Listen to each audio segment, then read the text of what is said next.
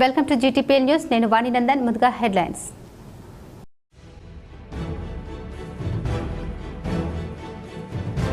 కరీంనగర్లోని మంత్రులు పొన్నం ప్రభాకర్, వాకిటి శ్రీహరి, సుడిగాలి పర్యటన, పలు అభివృద్ధి పనులకు శంకుస్థాపన, ప్రారంభోత్సవాలు.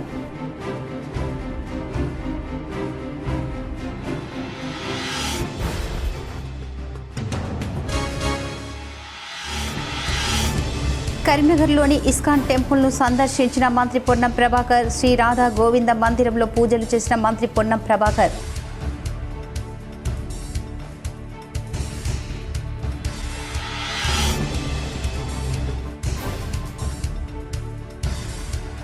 కోరుట్లలోని 21వ వార్డులో బీఆర్ఎస్ పార్టీలో యువకుల చేరిక, యువకులకు పార్టీ కండువా కప్పి పార్టీలోకి ఆహ్వానించిన ఎమ్మెల్యే కల్వకుంట్ల సంజయ్. కరీంనగర్లోని మంత్రులు పొన్నం ప్రభాకర్, వాకిటి శ్రీహరి, సుడిగాలి పర్యటన చేశారు. పలు అభివృద్ధి పనులకు శంకుస్థాపన, ప్రారంభోత్సవాలు చేశారు. మంత్రి పొన్నం ప్రభాకర్తో కలిసి వాకిటి శ్రీహరి కరీంనగర్లో సుడిగాలి పర్యటన చేశారు. పలు అభివృద్ధి పనులకు శంకుస్థాపన, ప్రారంభోత్సవాలు చేశారు. మొదట కరీంనగర్లోని పాత ఆర్ట్స్ కాలేజ్ వద్ద 36 లక్షల రూపాయలతో నిర్మించిన ప్రభుత్వ ఉన్నత పాఠశాల ఓల్డ్ అదనపు తరగతి గదులు నూతన భవనాన్ని ప్రారంభించారు. అనంతరం డాక్టర్ బిఆర్ అంబేద్కర్ స్టేడియాన్ని సందర్శించారు. ఇండోర్ స్టేడియం, గ్రౌండ్, వాకింగ్ ట్రాక్లను పరిశీలించారు. అత్యుత్తమంగా తీర్చిదిద్దాలని, విద్యార్థులకు ఒలింపిక్స్లో ప్రతిభ చూపేలా తగిన శిక్షణ ఇవ్వాలని మంత్రి శ్రీహరి ఆదేశించారు. అంబేద్కర్ స్టేడియం అభివృద్ధిపై మంత్రి వాకిటి శ్రీహరికి వివరించి మంత్రి పొన్నం ప్రభాకర్ వినతి పత్రం సమర్పించారు. ఉజ్వల పార్క్ సమీపంలో చేప పిల్లల పెంపకాన్ని మంత్రులు పరిశీలించారు. అనంతరం లోయర్ మానేట్ డ్యాము పరిసరాల్లో సప్తగిరి కాలనీ వాకింగ్ ట్రాక్ వద్ద వన మహోత్సవ కార్యక్రమంలో భాగంగా మంత్రులు మొక్కలు నాటారు. తర్వాత కరీంనగర్లోని రీజనల్ స్పోర్ట్స్ స్కూల్లో 26 లక్షల రూపాయలతో నూతనంగా నిర్మించిన స్విమ్మింగ్ పూల్ను ప్రారంభించారు. విద్యార్థులు నిర్వహించిన స్విమ్మింగ్ను పరిశీలించారు. అనంతరం జిమ్నాస్టిక్ కోర్టును సందర్శించారు. జిమ్నాస్టిక్ విద్యార్థుల ప్రతిభకు కితాబు ఇచ్చిన వారిని అభినందించారు. అనంతరం రీజనల్ స్పోర్ట్స్ స్కూల్లో సింథటిక్ ట్రాక్ వద్ద 10 లక్షల రూపాయలతో లైటింగ్ ఏర్పాటు చేయడానికి శంకుస్థాపన చేశారు. ఈ సందర్భంగా ఏర్పాటు చేసిన సమావేశంలో మంత్రి వాకిటి శ్రీహరి మాట్లాడుతూ స్పోర్ట్స్ స్కూల్ ఇంటర్ వరకు అప్గ్రేడ్ చేస్తామని హామీ ఇచ్చారు. ఇక్కడి పాఠశాల అద్భుతంగా ఉందని, విద్యార్థులు క్రీడల్లో చక్కని ప్రావీణ్యం కనబర్చడం మర్చిపోలేరని పేర్కొన్నారు. ఈ స్కూల్ తెలంగాణలోనే రోల్ మోడల్గా నిలవాలని ఆకాంక్షించారు. విద్యార్థులకు స్కూల్ మరిన్ని సదుపాయాలు కల్పిస్తామని, విద్యార్థులు క్రీడలపైనే ధ్యాస పెట్టాలని, చక్కని ప్రతిభ చూపాలని సూచించారు. మంత్రి పొన్నం ప్రభాకర్ మాట్లాడుతూ క్రీడలకు ప్రజాపాలన ప్రభుత్వం ప్రథమ ప్రాధాన్యత ఇస్తుందని, గతంలో ఎన్నడూ లేని విధంగా అధిక నిధులు కేటాయిస్తుందని, కరీంనగర్ రీజనల్ స్పోర్ట్స్ స్కూల్లో అన్ని వసతి సౌకర్యాలు కల్పిస్తున్నామన్నారు. కరీంనగర్ రీజనల్ స్పోర్ట్స్ స్కూల్లో 400 మీటర్ల సింథటిక్ అథ్లెటిక్ ట్రాక్ ఏర్పాటు, సైక్లింగ్, వెలోడ్రోమ్, హ్యాండ్బాల్ కోర్టులు, వాలీబాల్ కోర్టులు, కబడ్డీ, ఖోఖో కోర్టులు ఏర్పాటు చేయాలని, పెవిలియన్ భవన్ పునరుద్ధరణ చేయాలని క్రీడల మంత్రి వాకిటి శ్రీహరికి విజ్ఞప్తి చేశారు. 2036 ఒలింపిక్స్లో భారతదేశం నుండి ప్రాతినిధ్యం వహించేలా ఇప్పటి నుండే మీరు శ్రమించాలని, యంగ్ ఇండియా స్పోర్ట్స్ స్కూళ్లు కూడా వస్తున్నాయని తెలిపారు.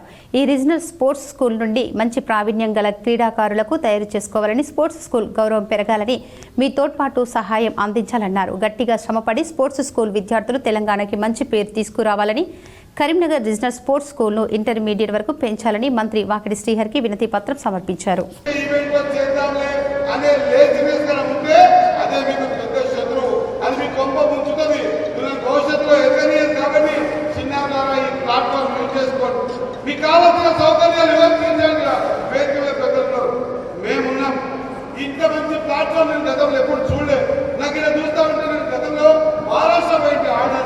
ఒకసారి మహారాష్ట్రలో ఉన్నటువంటి స్పోర్ట్స్ మీద, లేదా పంజాబ్లో పటియాలలో ఉన్నటువంటి స్పోర్ట్స్ లో ఏదైతే అవకాశాలు కనిపిస్తున్నాయో ఆ పటియాల ఇక్కడ కనిపిస్తా ఉందన్న మాట మేము గుర్తు చేస్తా ఉన్నాం.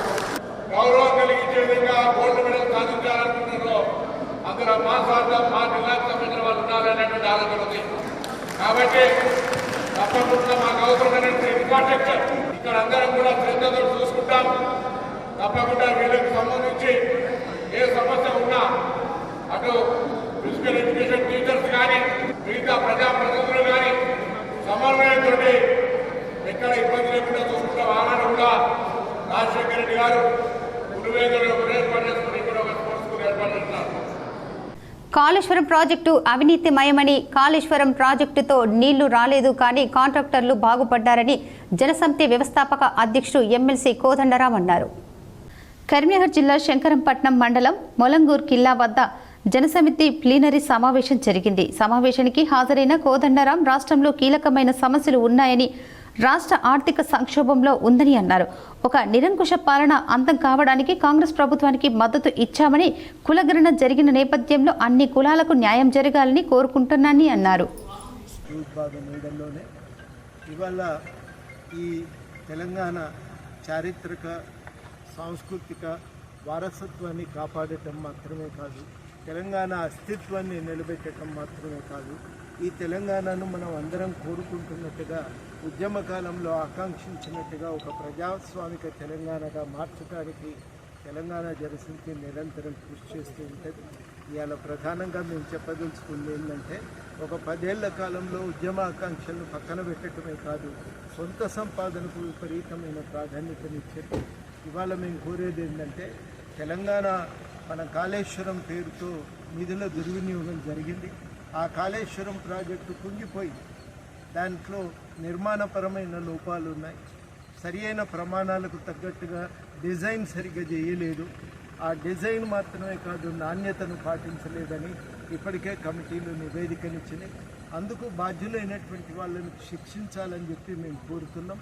బాధ్యులైనటువంటి వాళ్ళని శిక్షించటం మాత్రమే కాదు, మళ్ళీ తెలంగాణలో తుమ్మిడిహెట్టి నిర్మించి ఈ కాళేశ్వరం ప్రాజెక్టుకు, పాత అంబేద్కర్ సుజల స్రవంతి ప్రాజెక్టుకు జీవం పోయాలని సందర్భంగా మేము డిమాండ్ చేస్తున్నాం. ఇవాళ నిజానికి చాలా విచిత్రం ఏంటంటే, ఎవరైతే ఈ తప్పు చేసినరో ఆ తప్పు చేసిన వాళ్ళే రోజు నిలబడి ఎదుటి వాళ్ళ వైపు వేలెత్తి చూపుతున్నారు. వాళ్ళకి ఆ నైతిక అర్హత లేదు. వాళ్ళు చేసిన తప్పులకు వాళ్ళు ముందు ప్రజల ముందు క్షమాపణ చెప్పాలి, బాధ్యత వహించాలి. జరిగిన తప్పులకు మా ఇంటి పథకం కింద పేదోళ్లకు, ఇల్లు లేని వాళ్లకు ఒక ప్రత్యేకంగా ఇల్లు కట్టుకోవటానికి ఇది అద్భుతమైన వరం లాంటిదే. కానీ చాలామందికి ఏంటంటే భూమి కూడా లేదు. ఇక్కడ ఇదే ములంగీరు గ్రామంలో ఇక్కడి మా కార్యకర్తలు ప్రభుత్వ భూములను కొట్లాడి కాపాడి అట్లాంటి భూములను పేద ప్రజలకు ఇచ్చి వాళ్ళు ఇల్లు కట్టుకోవటానికి సహాయం చేయాలని కోరుతున్నాం.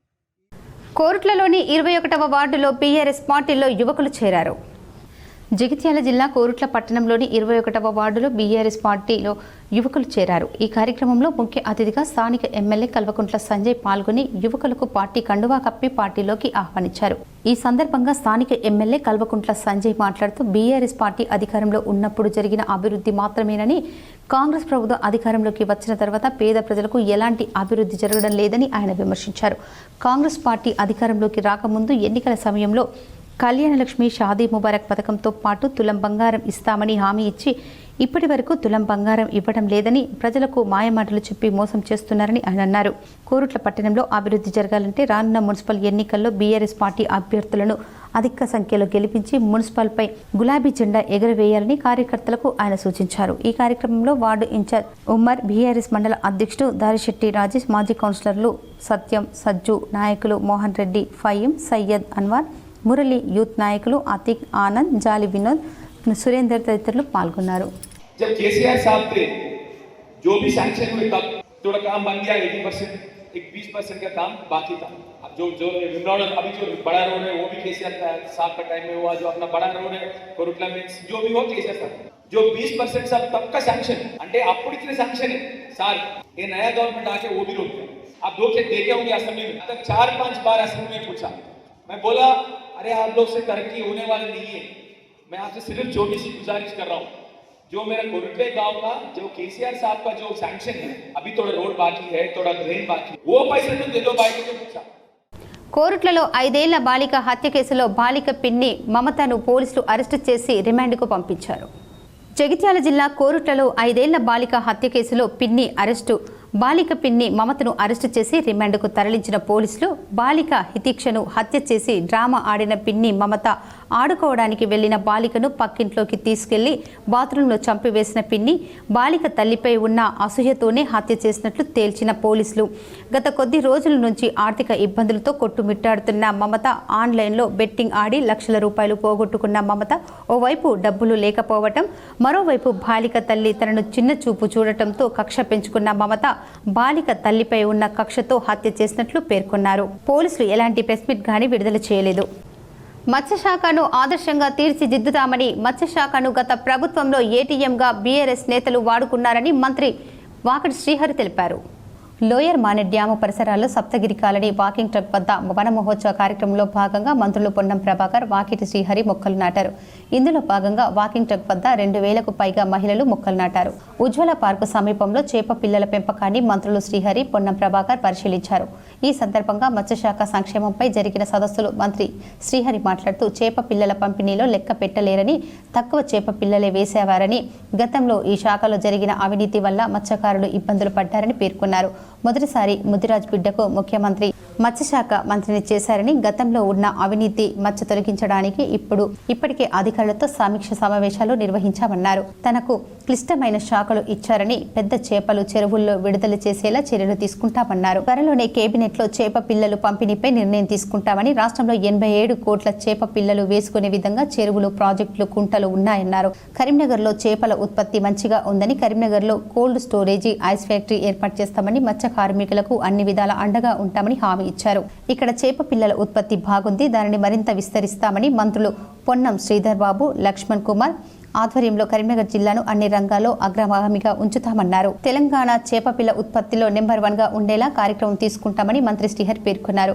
గత 10 సంవత్సరాల్లో చేప పిల్లల పంపిణీ, కొనుగోలు మత్స్యశాఖ అవినీతి జరిగిందనే కారణంతో మొదటి సంవత్సరం చేప పిల్లల పంపిణీ కొంత ఆలస్యం జరిగిందని బీసీ సంక్షేమ రవాణా శాఖ మంత్రి పొన్నం ప్రభాకర్ తెలిపారు. తెలంగాణ వ్యాప్తంగా మత్స్య సంపద మీద వేలాది కుటుంబాలు జీవిస్తున్నారని, న్యాచురల్గా పెరిగిన చేపలు మంచి ఆహారాన్ని అందిస్తాయన్నారు. కరీంనగర్ జిల్లాలో lower Maner dam, mid Maneru, Yellampalli అనేక గొలుసుకట్టు చెరువుల నుండి చేపల పెంపకాన్ని పెద్ద ఎత్తున పెంచుతున్నారని, ఇక్కడ నుండి అనేక ప్రాంతాలకు చేపలు ఎగుమతి జరుగుతున్నాయన్నారు.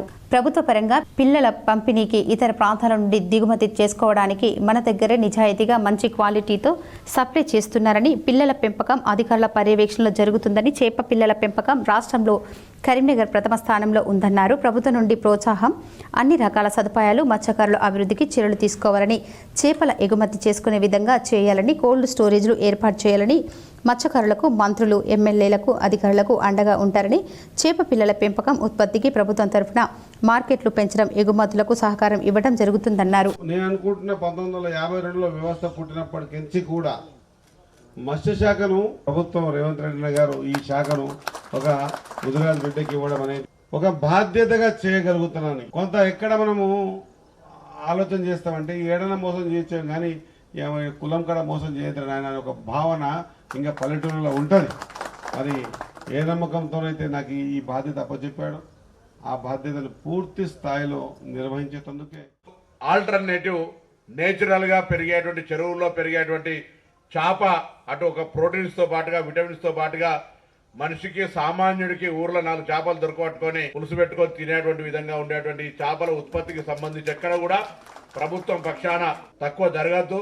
తెలంగాణ ప్రభుత్వం ఈ వృత్తిని కాపాడడానికి సంబంధించిన విషయం లోపల తప్పకుండా చేపల పెంపకానికి సంబంధించి కరీంనగర్లో lower Maner dam, mid Maner, Yellampalli అనేకమైనటువంటి గొలుసుకట్టు చెరువులు ఈ ప్రాంతంలో మొత్తంగా చేపల పెంపకానికి ఇక్కడ నుంచి ఎక్స్పోర్ట్ అయ్యేంత క్వాంటిటీని ఇక్కడ ప్రొడక్షన్ జరుగుతుంది. తెలంగాణ రాష్ట్ర ముఖ్యమంత్రి రేవంత్ రెడ్డి రాష్ట్ర ఎంపీల బృందంతో కలిసి ఢిల్లీలో పర్యటిస్తున్నారు. 2 రోజుల పర్యటనలో భాగంగా రోజు మధ్యాహ్నం కేంద్ర మంత్రి మన్సుఖ్ మాండవీయతో సీఎం రేవంత్ రెడ్డి భేటీ అయ్యారు. ఈ సమావేశంలో సీఎంతో పాటు ఎంపీలు మల్లు రవి, చామల కిరణ్, మాజీ ఎంపీ జితేందర్ రెడ్డి ఉన్నారు. ఈ సందర్భంగా కేంద్ర మంత్రితో తెలంగాణలో ఏర్పాటు చేయనున్న క్రీడా యూనివర్సిటీపై చర్చించారు. అలాగే ఖేలో ఇండియా యూత్ గేమ్స్ నిర్వహణపై కూడా సీఎం రేవంత్ రెడ్డి మన్సుఖ్ మాండవీయతో చర్చించినట్లు తెలుస్తోంది. ఈ సమావేశం అనంతరం కేంద్ర మంత్రులు అమిత్ షా, జేపీ నడ్డా, మనోహర్ లాల్ ఖట్టర్ తోటి భేటీ కానున్న సీఎం రేవంత్ రెడ్డి ఎంపీ బృందం భేటీ అయ్యారు.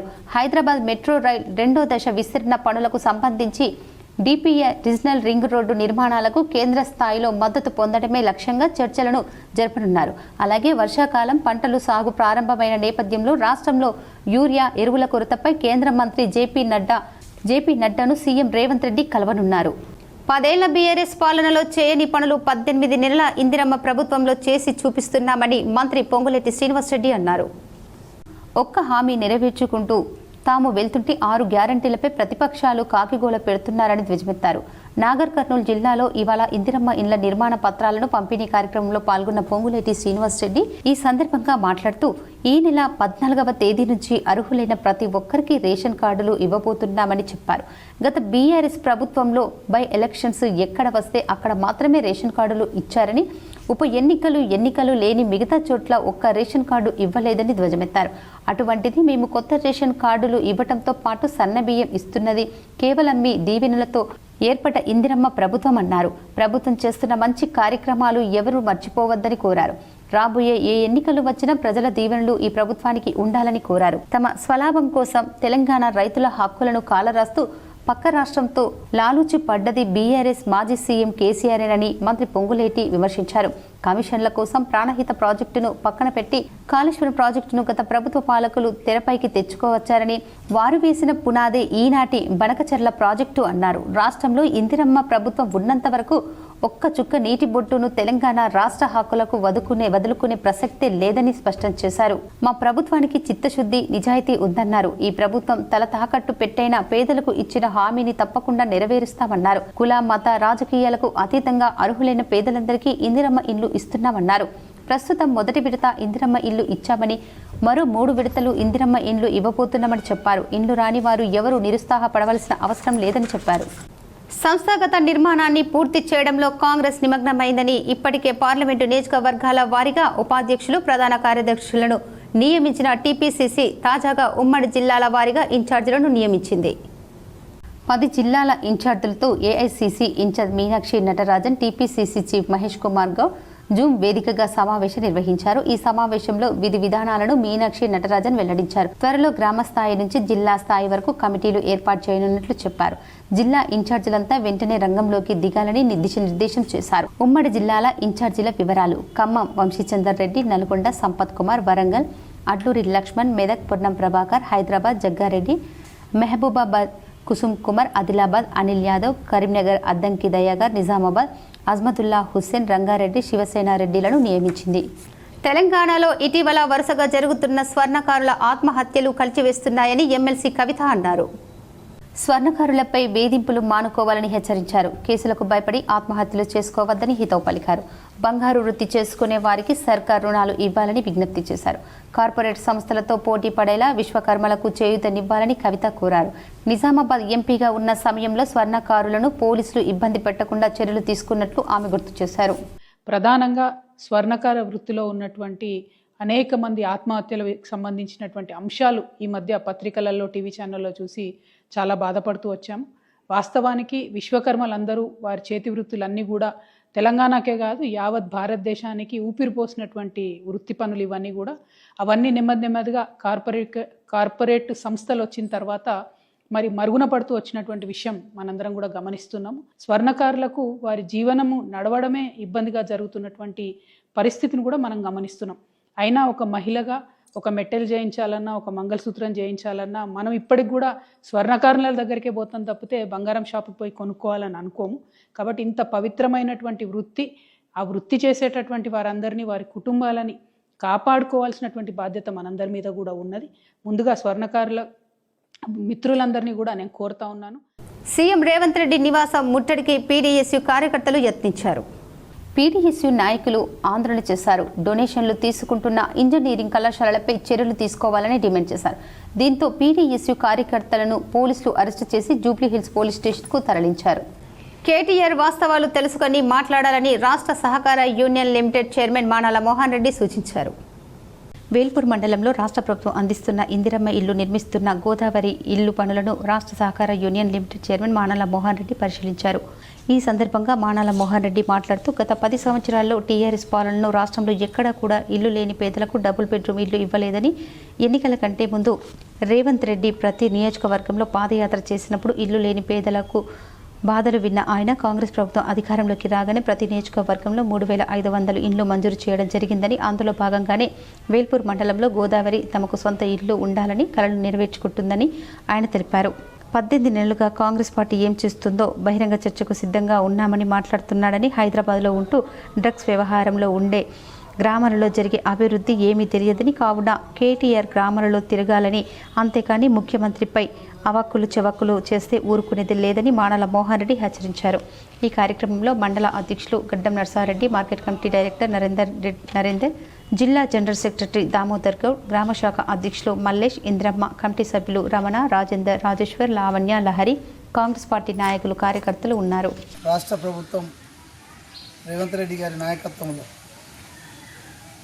గత దశాబ్ద కాలంగా ఇల్లు లేని పేదలందరూ ఇబ్బంది పడుతున్న పరిస్థితులు ఎన్నికల కంటే ముందు వివిధ ప్రాంతాల్లో పాదయాత్రలో వివిధ ప్రాంతాల్లో తిరిగినటువంటి సందర్భంలో ఇచ్చినటువంటి హామీ మేరకు ఈరోజు ఈ జిల్లా నియోజకవర్గానికి 3500 చొప్పున ఇందిరమ్మ ఇల్లు ఇవ్వడంతో పాటు ఆ కన్స్ట్రక్షన్ వేగవంతం చేసే ప్రక్రియను కూడా ప్రభుత్వ పరంగా అధికారులు అదేవిధంగా లబ్ధిదారులందరినీ కూడా మోటివేట్ చేస్తూ ముందుకెళ్తున్నారు. ఈ సందర్భంగా ఈరోజు వేల్పూర్లో గోదావరి అక్కలో కూడా ఇక్కడ ఇల్లు మంజూరు చేయడం జరిగింది. జరుగుతున్న పనులు చూడడానికి వచ్చినప్పుడు చాలా సంతోషం అనిపిస్తుంది. ఎందుకంటే ఇల్లు సుమారు 600 SFTలో ఇల్లు కట్టుకుంటున్న అక్కళ్ళు అంటే దశాబ్ద కాలంగా డబుల్ బెడ్రూమ్ల కోసమనో ఇంకో వివిధ కారణాలతో ఇబ్బందులు పడ్డ వీళ్ళందరికీ కూడా రేపు ఇంకొక 2-3 నెలలలో కష్టపడితే ఒక ఇంటి వాళ్ళు కాబోతున్నారు. ఎందుకంటే చాలా కష్టంతో కూడా ఇల్లు కట్టుకోవాలంటే ఇబ్బందులు పడుతున్నటువంటి రోజుల్లో గతంలో కాంగ్రెస్ ప్రభుత్వం ఉన్నప్పుడు మాత్రమే ఇందిరమ్మ ఇళ్ళ పేరుతో ఇచ్చినాం. ఇవాళ మళ్ళీ 10 సంవత్సరాల తర్వాత తిరిగి కాంగ్రెస్ ప్రభుత్వం వస్తేనే రాష్ట్ర ముఖ్యమంత్రి గారు రేవంత్ రెడ్డి గారు ఇచ్చినటువంటి ఆదేశాల మేరకు ఈరోజు చక్కచక్క ఇక్కడ జరుగుతున్న పనులు చూస్తే సంతోషం ఉంది. ఖచ్చితంగా ఇప్పటికే బేస్మెంట్ లెవెల్లో అక్కకు ₹1,00,000 కూడా ప్రభుత్వం నిధులు చెల్లించడం జరిగింది. తిరుమలలో భక్తులకు నాణ్యతతో కూడిన రుచికరమైన అన్నప్రసాదం అందించాలనే లక్ష్యంతో టీటీడీ కీలక నిర్ణయం తీసుకుంది. తిరుమల మాతృశ్రీ తరికొండ వెంగమమ్మ అన్నప్రసాద కేంద్రంలో మధ్యాహ్న భోజన సమయంలో మాత్రమే కాకుండా రాత్రి భోజన సమయంలో కూడా వడలు వడ్డించేందుకు ఏర్పాట్లు చేపట్టింది. ఆదివారం సాయంత్రం తిరుమల తిరుపతి దేవస్థానం చైర్మన్ బిఆర్ నాయుడు అన్నప్రసాద కేంద్రానికి చేరుకుని భక్తులకు వడలు వడ్డించారు. కార్మిక సంఘాల జేఏసీ ఆధ్వర్యంలో రాష్ట్ర ప్రభుత్వం దిష్టిబొమ్మను దగ్ధం చేశారు. రాష్ట్ర ప్రభుత్వం కార్మిక శాఖ విడుదల చేసిన జీవో నెంబర్ 282ను నిరసిస్తూ ఆ జీవోను నిలిపివేయాలని డిమాండ్ చేస్తూ కార్మిక సంఘాలు జేఏసీ ఆధ్వర్యంలో రాష్ట్ర ప్రభుత్వం దిష్టిబొమ్మను ధర్నా చౌక్ వద్ద దగ్ధం చేయడం జరిగింది. ఈ సందర్భంగా సిఐటియు జిల్లా కార్యదర్శి నూర్జహాన్, ఏఐటియుసి జిల్లా కార్యదర్శి వై భూమయ్య, టీయూసీఐ జిల్లా కార్యదర్శి ఎం సుధాకర్, ఐఎఫ్టియు జిల్లా అధ్యక్షులు భూమయ్య మాట్లాడుతూ జూలై 5న రాష్ట్ర ప్రభుత్వ కార్మిక శాఖ షాప్స్ ఎస్టాబ్లిష్మెంట్ చట్టంలో సవరణ పేరుతో జీవో నెంబర్ 282 విడుదల చేసిందన్నారు. వాణిజ్య సంస్థలో పనిచేసే ఉద్యోగులతో కార్మికులతో రోజుకు 10 గంటలు పని చేయించుకోవచ్చని, వారానికి 48 గంటలు మించకూడదని, అది దాటితే ఓటీ చెల్లించాలని ఈ జీవోలు పేర్కొందన్నారు. అయితే ఈ జీవోల్లో అస్పష్టత, సందేహాలు ఉన్నాయన్నారు. ఈ కార్యక్రమంలో కార్మిక సంఘాల జేఏసీ నాయకులు సాయన్న, రాములు, రవి, ఇమ్రాన్, ఆలీ, ప్రసాద్, కిరణ్, సురేష్, నవీన్, లక్ష్మి, సాయిలు, నర్సయ్య, గంగాధర్, గంగారాం తదితరులు పాల్గొన్నారు. జూలై 9న జరిగే సార్వత్రిక సమ్మెను జయప్రదం చేయండి తెలంగాణ ప్రగతిశీల బీడీ వర్కర్స్ యూనియన్ పిలుపునిచ్చారు. జిల్లా అధ్యక్షులు బి సురేష్ శివాజీ అధ్యక్షతన తెలంగాణ ప్రగతిశీల బీడీ వర్కర్స్ యూనియన్ జిల్లా కమిటీ సమావేశం జరిగింది. అనంతరం ద్వారకానగర్ ఐఎఫ్టియు కార్యాలయంలో జరిగిన మీడియా సమావేశంలో యూనియన్ రాష్ట్ర గౌరవ అధ్యక్షులు బి భూమన్న ముఖ్య అతిథిగా పాల్గొని మాట్లాడుతూ భారతదేశంలో కార్మిక వర్గం అనేక సంవత్సరాలు పోరాడి సాధించుకున్న 29 కార్మిక చట్టాలను, హక్కులను నరేంద్ర మోడీ ప్రభుత్వం 4 లేబర్ కోడ్లను తీసుకొచ్చి 50 కోట్ల మంది కార్మిక వర్గానికి ఉరితాలు బిగిస్తోందని ఆరోపించారు. ఇప్పటికైనా నరేంద్ర మోడీ తన కార్మిక వ్యతిరేక విధానాలను మానుకోవాలని, 4 లేబర్ కోడ్లను రద్దు చేయాలని, ఈ నెల 9న దేశవ్యాప్త సమ్మె జరిగే సార్వత్రిక సమ్మెలో బీడీ కార్మికులు పెద్ద ఎత్తున పాల్గొని విజయవంతం చేయాలని పిలుపునిచ్చారు. ఈ విలేకరుల సమావేశంలో జిల్లా కార్యదర్శి గంగాధర్, జిల్లా ఉపాధ్యక్షులు శివకుమార్, పద్మ, జిల్లా సహాయక కార్యదర్శి సుప్రియ, పోషెట్టి, కార్యవర్గ సభ్యులు లక్ష్మి, అబ్దుల్, కవిత, భాను, ధనలక్ష్మి తదితరులు పాల్గొన్నారు. ఈ కార్మికుల హక్కులకు వ్యతిరేకంగా జూలై 9వ తారీఖు నాడు సార్వత్రిక సమ్మె జరపాలని కేంద్ర కార్మిక సంఘాలు నిర్ణయించినాయి. దాంట్లో భాగంగా భారత కార్మిక సంఘాల సమాఖ్య తన అనుబంధ సంఘాలన్నింటికీ పిలుపునివ్వడం జరిగింది. ఆ పిలుపులో భాగంగా ఈరోజు తెలంగాణ ప్రగతిశీల బీడీ వర్కర్స్ జిల్లా కార్యవర్గం సమావేశమైంది. ఈ సమ్మె విజయవంతం చేయడం కోసము నిర్ణయాలు తీసుకున్నది. ఈ సమ్మెను విజయవంతం చేయాల్సిందిగా జిల్లాలో గల బీడీ కార్మికులందరికీ తెలంగాణ పరిశీలన బీడీ వర్కర్స్ యూనియన్ పిలుపునిస్తున్నారు. వార్తలు ముగించే ముందు హెడ్లైన్స్ మరోసారి.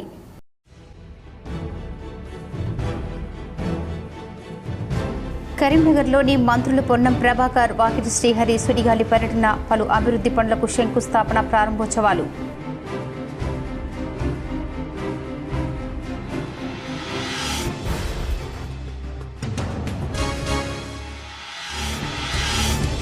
కరీంనగర్లోని ఇస్కాన్ టెంపుల్ను సందర్శించిన మంత్రి పొన్నం ప్రభాకర్, శ్రీ రాధా గోవింద మందిరంలో పూజలు చేసిన మంత్రి పొన్నం ప్రభాకర్.